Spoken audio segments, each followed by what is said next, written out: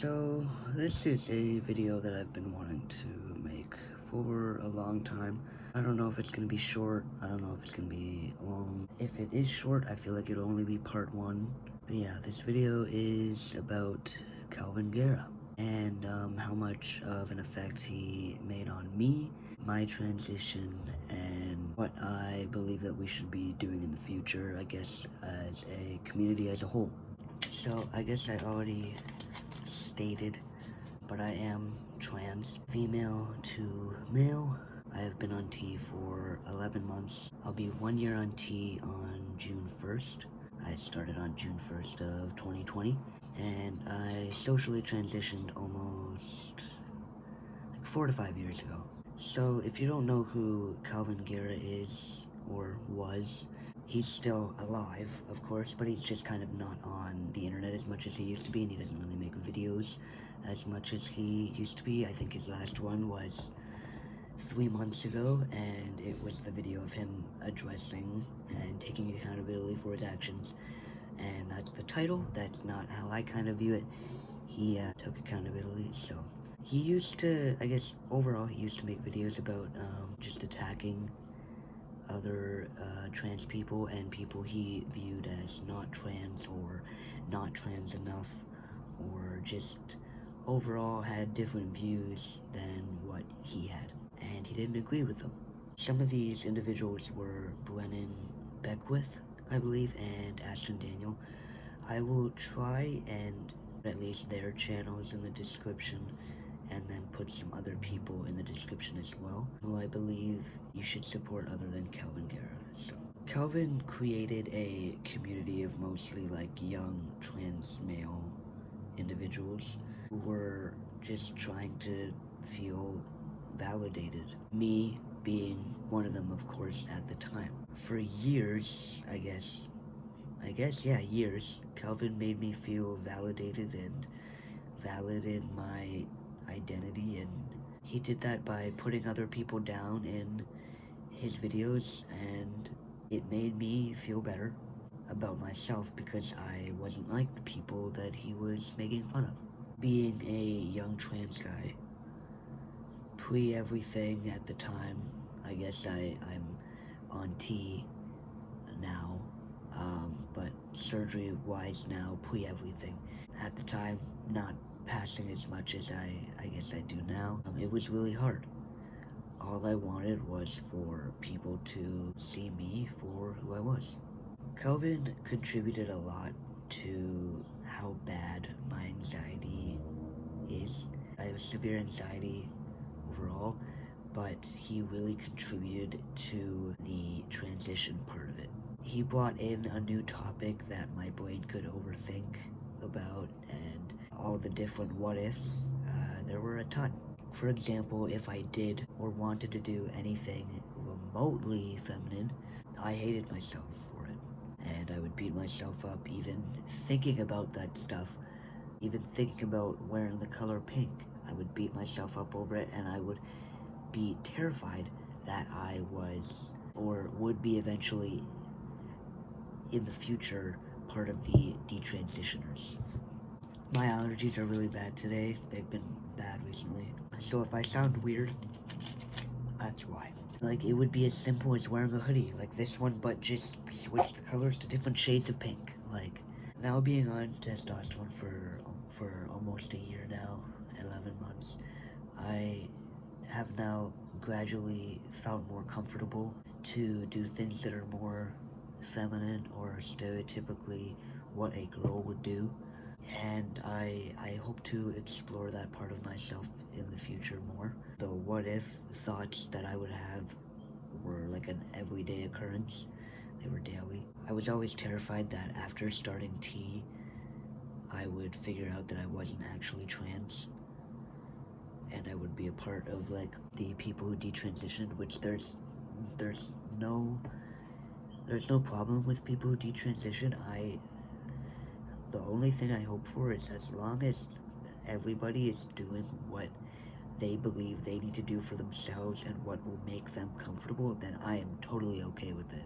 As long as they are doing what they need to do to be happy and comfortable with themselves, then go ahead. transition, detransition, just do what you need to do the research, and that's what I hope for everybody. Overall, Kalvin put detransitioners in a bad light. Of course, I feel like I kind of insinuated to that. He felt like they made the transgender community look bad, and that they weren't letting us be taken seriously, I guess. Right now, currently in my life, I don't really have those doubts anymore. I have kind of just concluded, yeah, I'm trans, and there's nothing that could invalidate that for me. Like, everybody's expression, I guess, is like everybody's fluid. Not everybody is all the way over here in masculine, not everybody's over here in feminine, because it would be really goddamn boring if we were all like that. The everyday anxiety that I felt was horrible.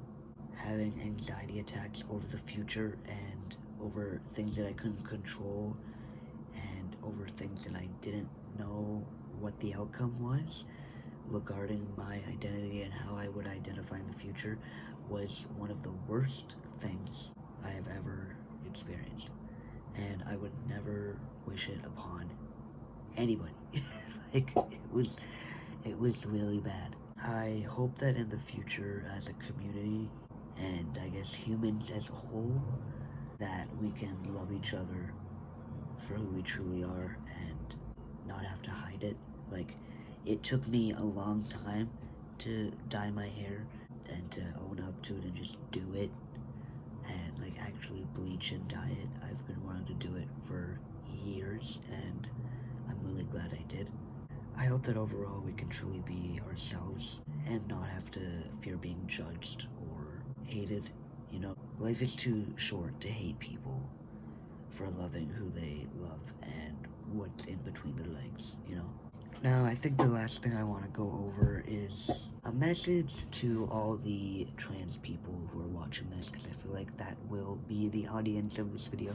If you're trans, if you're questioning, if you're a trans kid, trans adult, trans senior, I don't know, I've never heard that before.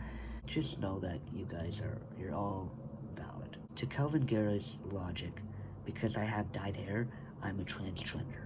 I'm not actually trans, and I'm doing it for the trend. I don't know what to say to that. I think my hair looks pretty good. So, it doesn't matter how or what you identify as. It doesn't matter how much you pass. It doesn't make you any less of a man, woman, whatever you identify. It doesn't matter if you go through HRT, hormone replacement therapy, if you go through it and you stop, or if you just don't do it at all and you don't see a need for it. If you don't need it, don't do it. There's no point in doing it if you don't need to. I personally needed it to feel comfortable with myself, and that's just me. It doesn't matter if you go through one surgery, get all the surgeries, get bottom surgery and not top surgery, get top surgery and not bottom surgery, get a reduction and not get anything else. Like, it doesn't matter. You are still valid in your identity, no matter what you do. There is no checklist to you being trans enough or being trans or anything. I personally needed to go on testosterone to feel comfortable in my body. I am also wanting to get top surgery. I was supposed to get top surgery on March 9th of 2021 of this year. Sadly, I did not. So I have a new surgeon in Toronto that will be able to do the surgery. I just need to wait for the shutdown to not be happening. Hopefully I'm able to get top surgery by the summertime. I really hope. At least I hope I have a date. I think I got everything done that I wanted to talk about in this video. I hope that Kalvin Garrah, I'm glad that he's probably taking time off the internet and just taking time to realize his mistakes, and I really hope that he learns from that, and if he does come back, I really hope that he decides to not spread hate about other people, and that he really thinks before he posts. thank you for watching. I hope you guys like this video, and please give it a thumbs up if you like it, and comment down below if you guys want to see anything else. And I guess I'll see you guys later.